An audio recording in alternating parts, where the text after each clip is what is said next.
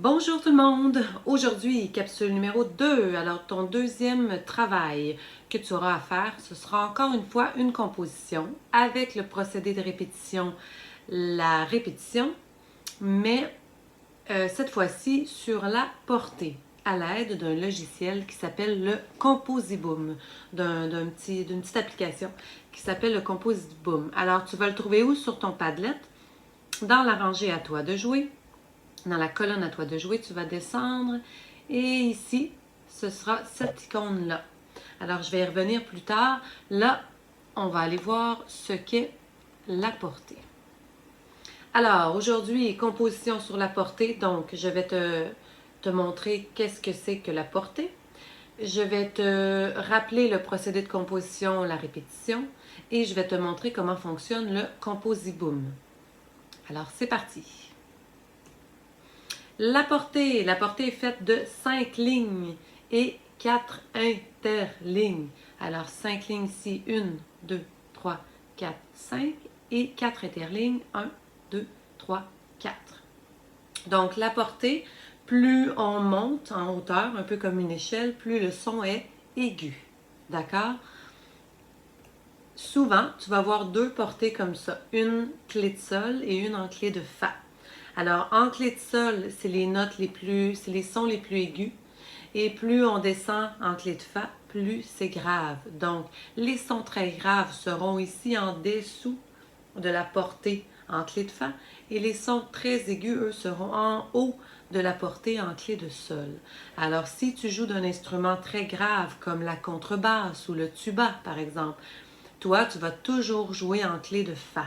Alors, tout ce que les gens vont écrire pour que tu joues, ça va être en clé de fa. Et si tu chantes, tu es une chanteuse, et là, ça va être en clé de sol. Pourquoi la clé de fa et la clé de sol, pourquoi on les appelle comme ça? Parce que la clé de sol, le symbole commence sur la ligne de la note sol. Donc, la clé de sol. Et la clé de fa, c'est la même chose, mais elle commence sur la ligne de la note de fa. Alors, clé de fa, clé de sol. La gamme de do sur la portée, c'est la gamme que tu vas utiliser pour faire ta composition. Alors, le do, comme tu vois, il est en dessous de la portée. Ça, c'est le do central, celui qu'on chante à l'école. Do, à peu près.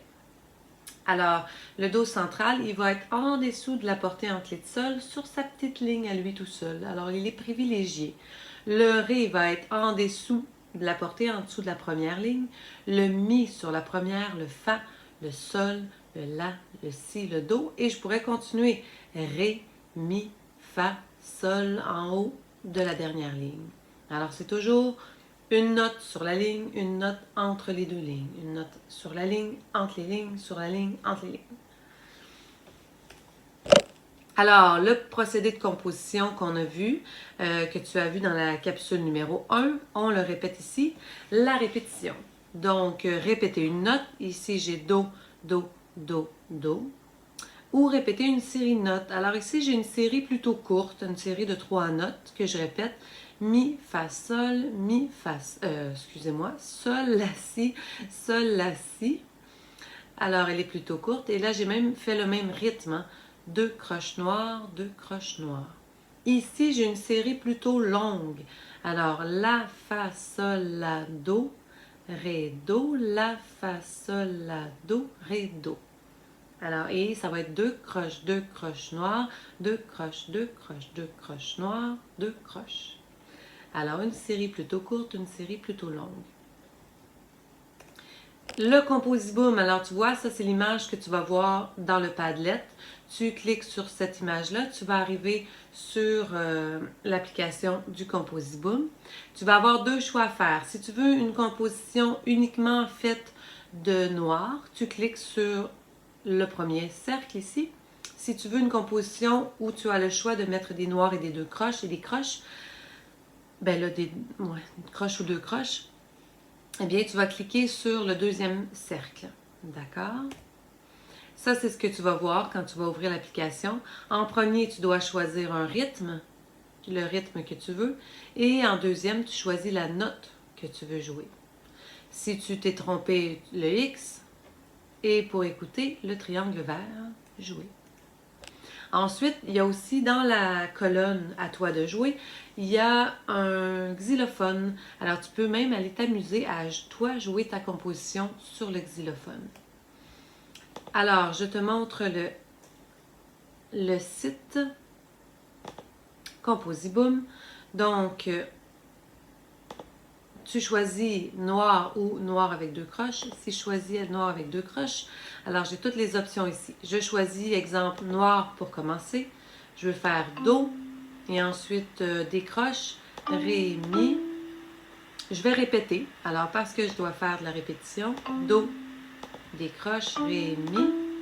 Ensuite, je vais faire des noirs. Je vais répéter un Fa, tiens. Un Sol. Et là, juste avec des 2 croches. Alors, j'ai répété La, Sol, Fa, Sol, La, Sol, Fa, Sol. Et là, je vais finir avec... et voilà. Alors, j'ai répété 2 fois ici ma petite série.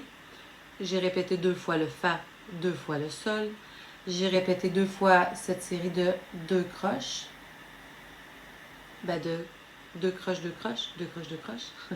J'ai répété ici 2 fois ces 2 croches-là, Mi, Ré, Mi, Ré, et 2 fois le Do. On écoute.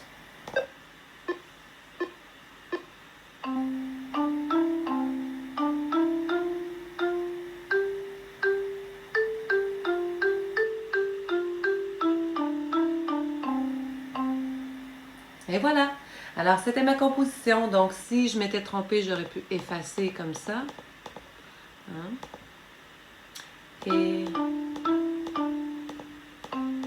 à la fin, quand tu as terminé, il n'y a pas moyen de copier le lien et de me l'envoyer. Donc, je veux que tu prennes soit une capture d'écran ou une photo avec un téléphone ou un iPad que tu m'envoies sur mon courriel.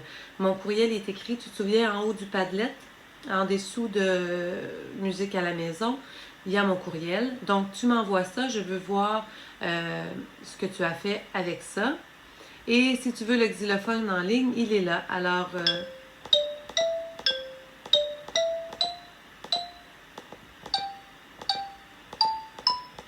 je me souviens plus qu'est-ce que j'avais fait d'autre, mais tu peux t'amuser à le jouer. Voilà, c'est pas mal tout. Alors, mon email est ici. Mon courriel, donc mc-marchand, csspi.gouv.qc.ca. Tu m'envoies ça et moi, je vais regarder ce que tu as fait. Et voilà. Alors, bon, deuxième travail.